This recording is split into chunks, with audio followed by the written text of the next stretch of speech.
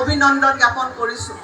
মোৰ মনত আছে যে 2020 চনত অসমৰ মুখ্যমন্ত্ৰী ডাঙৰীয়াই সেইখিনি সময়ত বিত্তমন্ত্ৰী হিচাপে অসম বিধানসভাত এই আঁচনিখন ঘোষণা কৰিছিল আৰু তেখেতে সাহসেৰে বিধানসভাৰ মজিয়াত কৈছিল যে এই এখন সৰ্ববৃহৎ মহিলা সবলীকৰণৰ আঁচনি, যি আঁচনিয়ে প্ৰত্যেকটো বিধানসভা সমষ্টিত 10,000-ৰ পৰা 15,000-ৰ বেছি মহিলাক সংলগ্ন কৰিব।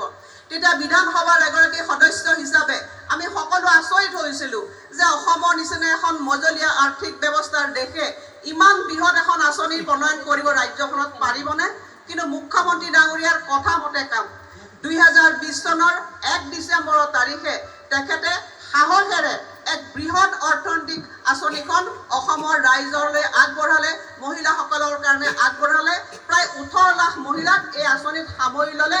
সেই হৈছে অৰুণোদয়ৰ নতুন যাত্ৰাৰ আৰম্ভণি। আইসকল, আমি মহিলা, আমি নাৰী, আমি শক্তি, আৰু এই শক্তিৰে আমি আগুৱাই যাব লাগিব।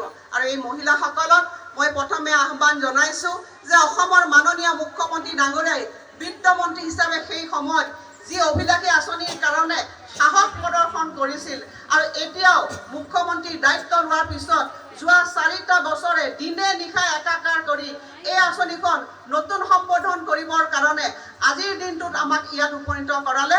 তাৰ কাৰণে অসমৰ মুখ্যমন্ত্ৰী ডাঙৰীয়াক আইসকলে এক বৃহৎ হাততালিৰে তেখেতক আশীৰ্বাদ দিয়ক। মই আপোনালোকক এইখিনি আহ্বান জনাইছোঁ। অসমৰ মুখ্যমন্ত্ৰী ডাঙৰীয়াই সঠিকভাৱে নিৰ্ণয় কৰিছিল যে মহিলাসকল হৈছে সাহসী, মহিলাসকল শক্তি, মহিলাসকলৰ মাজত যি উদ্ভাৱনী ক্ষমতা আছে সেই ক্ষমতাক যদি আমি সঠিক পথ নিৰ্ধাৰণ কৰিব পাৰোঁ, সেই মহিলাসকলে আজি অসমখনক আগুৱাই লৈ যাব পাৰে, যিটো মুখ্যমন্ত্ৰী ডাঙৰীয়াই দিনে নিশাই তাৰ কাৰণে কাম কৰি গৈছে। আৰু সেইকাৰণে এই শক্তিক এক অৰ্থনৈতিক শক্তিলৈ পৰিৱৰ্তন কৰিবৰ কাৰণে এই অৰুণোদয় আঁচনি, আৰু এই অৰুণোদয় আঁচনি এখন জনপ্ৰিয় আঁচনি হিচাপে ই আগুৱাই গৈছে। কেৱল অসমতে সীমাবদ্ধ হৈ থকা নাই। আজি অৰুণোদয় আঁচনিক আজি অসমৰ বাহিৰৰ ৰাজ্যবিলাকেও অৰুণোদয় মডেল গ্ৰহণ কৰিছে।